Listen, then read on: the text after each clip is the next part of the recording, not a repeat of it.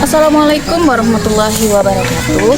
Jumpa lagi dengan saya, Winaliah, calon guru penggerak angkatan 11 dari SDN 32 Banyuasin 3, Kecamatan Banyuasin 3, Provinsi Sumatera Selatan.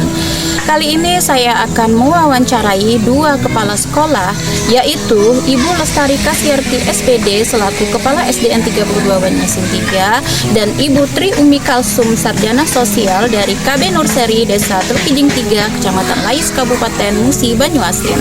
Hal ini saya lakukan untuk memenuhi tugas demonstrasi kontekstual modul 3.1 tentang pengambilan keputusan berbasis nilai-nilai kebajikan sebagai pemimpin. Selamat menyaksikan.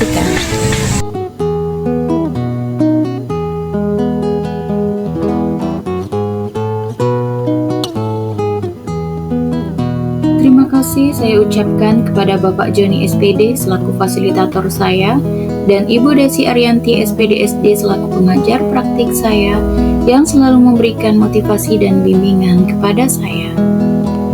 Adapun tujuan pembelajaran pada demonstrasi kontekstual ini adalah CGP dapat melakukan suatu analisis atas penerapan proses pengambilan keputusan berdasarkan pengetahuan yang telah dipelajarinya tentang berbagai paradigma, prinsip, pengambilan dan pengujian keputusan di sekolah asal masing-masing dan lingkungan sekolah atau lingkungan lain.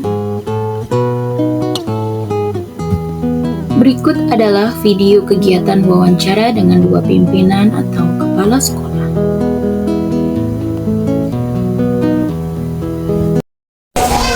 Selamat pagi Bu. Waalaikumsalam. Pagi juga Ibu. Ada yang bisa terbantu? Begini Bu, tujuan saya menemui Ibu hari ini untuk melaksanakan kegiatan wawancara terkait tugas saya demonstrasi kontekstual modul 3.1 tentang pengambilan keputusan berbasis nilai-nilai kebajikan sebagai pemimpin Bu. Bagaimana Bu? Apakah boleh Bu? Bu, tentu saja boleh. Oh iya, terima kasih Bu. Baiklah, kita langsung saja ya Bu. Iya Bu, silakan. Ya. Kita mulai dari pertanyaan pertama Bu ya. Nah, pertanyaannya adalah, selama ini bagaimana Ibu dapat mengidentifikasi kasus-kasus yang merupakan dilema etika atau budi moral? Saya biasanya tahu kalau ada dilema etika saat ada konflik antara aturan sekolah dengan kebutuhan pribadi murid, seperti kasus murid terlambat tapi punya niat tinggi untuk tetap masuk sekolah, atau bisa juga murid berkelahi karena hal sepele dan lain sebagainya. Oh iya. Untuk pertanyaan kedua ya Bu ya, selama ini bagaimana Ibu menjalankan pengambilan keputusan di sekolah, terutama untuk kasus-kasus di mana ada dua kepentingan yang sama-sama benar atau sama-sama mengambil nilai kebajikan Bu? Saya biasanya mengajak beberapa orang dari tim pimpinan dari pengelolaan sekolah untuk berdiskusi. Kami juga mempertimbangkan semua sisi dari masalah dan dampak sebelum memutuskan. Kami berusaha mencapai kesepakatan bersama yang adil untuk semua. Oh iya, bagus sekali Bu ya. Selanjutnya Bu, pertanyaan yang ketiga, langkah-langkah atau prosedur seperti apa yang biasa Ibu lakukan selama ini? Langkah-langkah yang saya ambil adalah, yang pertama itu adalah kumpulkan semua informasi yang terkait, ya. Kemudian itu mengidentifikasi nilai-nilai yang bertentangan. Terus yang ketiga itu pertimbangkan dampak keputusan untuk semua orang. Kemudian yang kelima itu ambil keputusan berdasarkan analisis tersebut. Yang keenam, buat rencana untuk melaksanakan keputusan. Itu sudah menerapkan langkah-langkah dalam pengambilan keputusan secara tepat ya Bu ya. Kemudian Bu, yang pertanyaan yang selanjutnya yaitu, hal apa saja yang selama ini Ibu anggap efektif dalam pengambilan keputusan pada kasus-kasus dilema etika Bu? Yang paling efektif itu adalah melibatkan berbagai orang dalam proses keputusan. Kemudian berkomunikasi dengan jelas jelas dan transparan dalam membuat keputusan. Juga mengikuti prosedur yang sudah ada dan memastikan keputusan sesuai dengan prinsip aturan di sekolah dan etika yang memanusiakan atau kemanusiaan. Manusia ya. Selanjutnya Bu ya, pertanyaannya, hal-hal apa saja yang selama ini merupakan tantangan dalam pengambilan keputusan pada kasus-kasus Tantangannya termasuk konflik kepentingan antara pihak-pihak yang terlibat, tekanan dari luar, dan ketidakpastian dalam memilih keputusan yang tepat. Kadang-kadang sulit untuk membuat keputusan yang diterima oleh semua pihak. sulit ya untuk membuat keputusan agar dampaknya itu akan terasa di kemudian hari ya. Nah, selanjutnya Bu, apakah Ibu memiliki sebuah tata cara atau jadwal tertentu dalam sebuah penyelesaian kasus di negara? Apakah Ibu langsung menyelesaikan di tempat atau memiliki sebuah jadwal untuk menyelesaikannya? Bentuk atau prosedur seperti apa yang Ibu jalankan?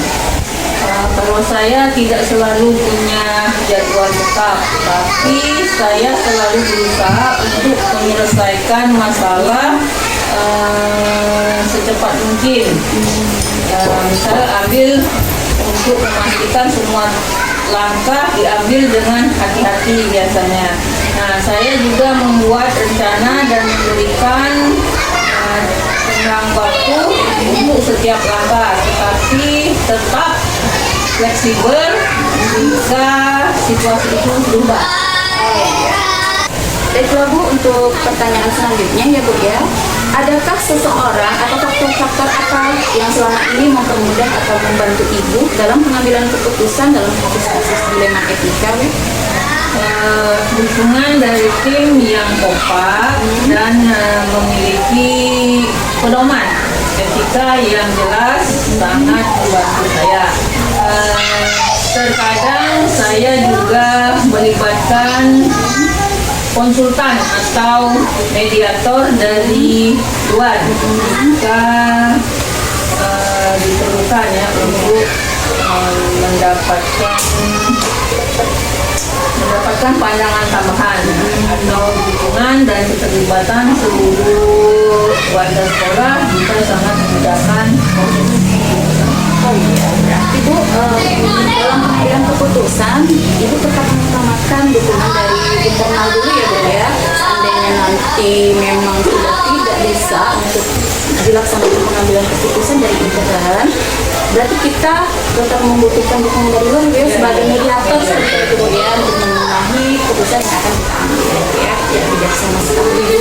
Selanjutnya Bu, pertanyaan yang terakhir Bu ya. Dari semua hal yang telah Ibu sampaikan tadi, pembelajaran apa yang dapat Ibu petik dari pengalaman Ibu mengambil keputusan di dalam etika ini Bu? Pembelajaran yang dapat dipetik itu adalah bahwa saya belajar keterbukaan dan komunikasi itu sangat penting dalam pengambilan keputusan. Saya juga belajar bahwa penting untuk mempertimbangkan semua aspek dan dampak dari keputusan serta fleksibel untuk menyesuaikan keputusan bisa diperlukan.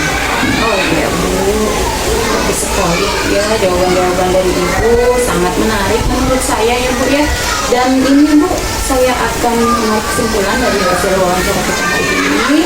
Kalau menurut saya, Ibu sudah menerapkan empat paradigma Bu ya, 3 prinsip, kemudian 9 langkah dalam pengambilan keputusan secara bijaksana yang sesuai dengan pribadi dan sebagai pemimpin ya. Dan saya juga Bu sangat salut sama Ibu karena Ibu tetap mengutamakan dukungan dan motivasi atau pendapat dari internal Bu ya, dari semua stakeholder sekolah tentunya, semua warga sekolah untuk pengambilan keputusan ya. Dan nanti apabila kita tidak bisa atau sampai belum bisa menemukan keputusan yang tepat, Ibu tetap membutuhkan dukungan dari luar ya. Dukungan di sana pada lingkungan kelurahan ini mungkin Ibu membutuhkan dukungan dari luar atau aparat-aparat kelurahan ya untuk membantu Ibu dalam menyelesaikan atau memutuskan ya. Karena kita pikirkan juga dampaknya Bu ya untuk kedepannya, karena dampaknya ini bukan hanya jangka pendek, tapi juga jangka panjang untuk kelangsungan satuan pendidikan kita. Baiklah Ibu, terima kasih atas wawancara hari ini, dan ini akan saya jadikan motivasi atau inspirasi saya. Seandainya nanti Allah mengizinkan saya untuk menjadi seorang pemimpin Bu ya, izinkan saya untuk meniru atau menjadikan inspirasi dari wawancara ini. Terima kasih Bu.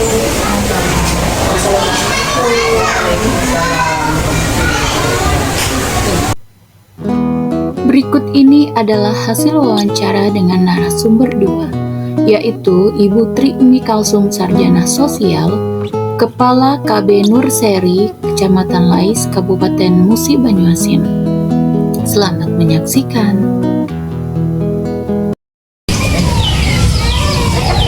Assalamualaikum Ibu, selamat pagi. Begini Bu, tujuan saya menemui Ibu adalah untuk menentukan wawancara terkait tugas saya sebagai calon guru penggerak angkatan 11 dari Kabupaten Banyuasin. Nah, tugas saya adalah demonstrasi kontekstual modul 3.1 tentang pengambilan keputusan berbasis nilai-nilai kebajikan sebagai pemimpin Bu. Bagaimana Bu, apakah boleh? Nanti maksudnya boleh Bu? Iya. Baiklah Bu, terima kasih. Kita langsung saja ya Bu. Pertanyaan pertama, selama ini bagaimana Ibu dapat mengidentifikasi kasus-kasus yang merupakan dilema etika atau rujukan moral? Kami bisa tahu jika ada dilema etika, ketika ada situasi di mana kepentingan atau nilai-nilai bertentangan, misalnya jika ada siswa yang mengalami masalah di rumah atau berdampak dengan sekolah, atau ketika ada keputusan yang sulit yang harus dibuat, kita harus berhati-hati dan berkeputusan yang baik. Baik, selama ini bagaimana Ibu menjalankan pengambilan keputusan di sekolah, terutama untuk kasus-kasus di mana ada dua kepentingan yang sama-sama benar atau sama-sama mengandung nilai-nilai kebajikan? Kami biasanya duduk bersama-sama dengan tim mencari masalahnya. Kami pertimbangkan semua aspek dan mendengarkan orang lain. Kemudian kami membuat keputusan berdasarkan apa yang terbaik untuk semua pihak yang terlibat. Sekali Bu ya, sangat bijaksana sekali Bu ya. Nah, selanjutnya Bu, langkah-langkah atau prosedur seperti apa yang biasa Ibu lakukan selama ini? Pertama, kami kumpulkan semua informasi yang ada. Kedua, kami identifikasi nilai-nilai yang bertentangan. Ketiga, kami bicarakan dengan tim untuk mencari solusi yang adil. Setelah itu, kami buat keputusan dan menyusun rencana untuk melaksanakannya. Oh iya, berarti semua langkah-langkah tentang pengambilan keputusan sudah Ibu lakukan ya Bu ya selama ini. Baiklah, untuk pertanyaan selanjutnya Bu, hal-hal apa saja yang selama ini Ibu anggap efektif dalam pengambilan keputusan pada kasus ini? Yang efektif dalam melibatkan semua pihak dalam diskusi, memastikan semua orang tahu apa yang terjadi, keputusan jelas dan adil, dan terbuka, ada komunikasi yang baik, sangat membantu. Oh iya. Baiklah, untuk pertanyaan selanjutnya Bu ya, hal-hal apa saja yang selama ini merupakan tantangan dalam pengambilan keputusan pada kasus dilema etika? Tantangannya masuk menghadapi tekanan dari berbagai pihak, kesulitan dari masuk orang, dan mempermudah ketika ada banyak faktor yang harus dipertimbangkan. Baiklah Bu, untuk pertanyaan selanjutnya Bu ya, apakah Ibu memiliki sebuah tata cara atau jadwal tertentu dalam sebuah penyelesaian kasus dilema etika? Apakah Ibu langsung menyelesaikan di tempat atau memiliki sebuah jadwal untuk menyelesaikannya? Bentuk atau prosedur seperti apa yang dijalankan selama ini? Kami tidak mempunyai jadwal yang tetap, tapi kami berusaha untuk menyelesaikan masalah secepat mungkin. Kami buat rencana, tindakan, atau memberikan waktu untuk setiap langkah agar semuanya berjalan lancar. Baik sekali ya. Dan selanjutnya Bu, adakah seseorang atau faktor-faktor yang selama ini mempermudah atau membantu Ibu dalam pengambilan keputusan dalam kasus-kasus dilema etika? Itu ada dukungan dari tim sekolah, adanya pedoman yang jelas, bantuan dari konsultan jika perlu sangat membantu, terus dukungan dari pimpinan dan komunitas sekolah yang juga penting. Oh iya Bu, berarti antara stakeholder sekolah itu sangat penting Bu ya, dukungan dari semua yang ada di sekolah itu penting. Dan seandainya Ibu belum juga ada keputusan yang tepat, maka ibu membutuhkan dukungan dari luar ibu ya, sebagai mediator seperti itu ya. Selanjutnya untuk pertanyaan yang terakhir, dari semua hal yang telah ibu sampaikan tadi, pembelajaran apa yang dapat ibu petik dari pengalaman ibu mengambil keputusan dilema? Saya belajar tentang komunikasi, saya terbuka mendengarkan semua yang pendapat yang ada. Saya juga terus fleksibel dan siap menyesuaikan dengan berdasarkan situasi yang ada agar kita yang diambil tetap adil dan bermanfaat bagi semuanya. Iya, terima kasih Bu. Alhamdulillah wawancara kita hari ini sangat menarik sekali Bu ya menurut saya. Dan satu hal Bu yang saya tangkap dari hasil wawancara kita tadi, bahwa Ibu sudah melakukan 4 paradigma pengambilan keputusan, 3 prinsip dan 9 langkah dalam pengambilan keputusan berbasis nilai kebajikan sebagai pemimpin Bu ya. Dan satu hal lagi Bu yang saya sangat kagum Bu ya, Ibu tetap mengutamakan dukungan dari lingkungan intern dulu Bu ya dalam mengambil keputusan, sebelum Ibu nantinya meminta dukungan kepada pihak luar apabila Ibu belum juga mendapatkan keputusan yang tepat Bu ya. Itu sebagai motivasi saya Bu sebenarnya ya. Itu akan menjadi inspirasi saya seandainya saya nanti diberi kepercayaan oleh Allah sebagai kepala sekolah Bu ya. Ini akan menjadi inspirasi saya untuk kedepannya. Sekali lagi saya ucapkan terima kasih ya. Assalamualaikum.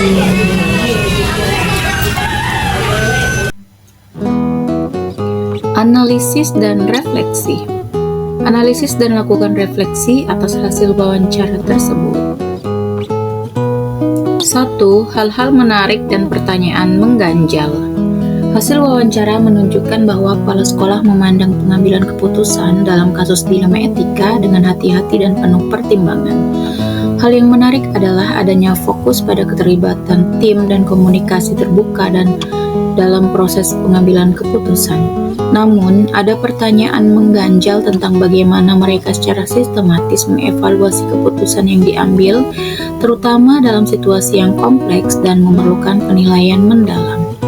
Ketika dibandingkan dengan konsep 4 paradigma, 3 prinsip, dan 9 langkah pengujian, tampak bahwa walaupun mereka mempraktikkan keterlibatan dalam keadilan, belum ada pembahasan mendalam tentang bagaimana mereka menerapkan semua langkah pengujian secara terstruktur. Ini menunjukkan bahwa ada ruang untuk peningkatan dalam penggunaan kerangka teori yang telah sistematis dalam pengambilan keputusan etika. 2. Persamaan dan perbedaan. Dari hasil wawancara, ada persamaan di antara pimpinan, namun ada perbedaan dalam cara mereka menangani tantangan dan penggunaan prosedur. Misalnya, satu pimpinan lebih menekankan pada mediasi dan dukungan eksternal, sementara yang lain fokus pada prosedur internal dan penyelesaian cepat.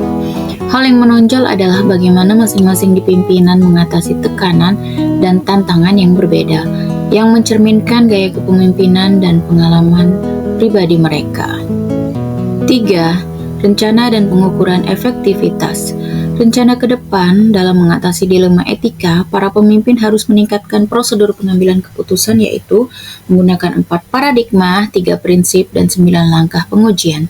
Selain itu, melibatkan lebih banyak diskusi dan membuat sistem yang lebih cermat untuk menangani kasus-kasus tersebut. Selanjutnya, untuk mengukur efektivitas dapat menggunakan umpan balik dari tim, evaluasi hasil keputusan, dan keberhasilan implementasi solusi dalam jangka panjang.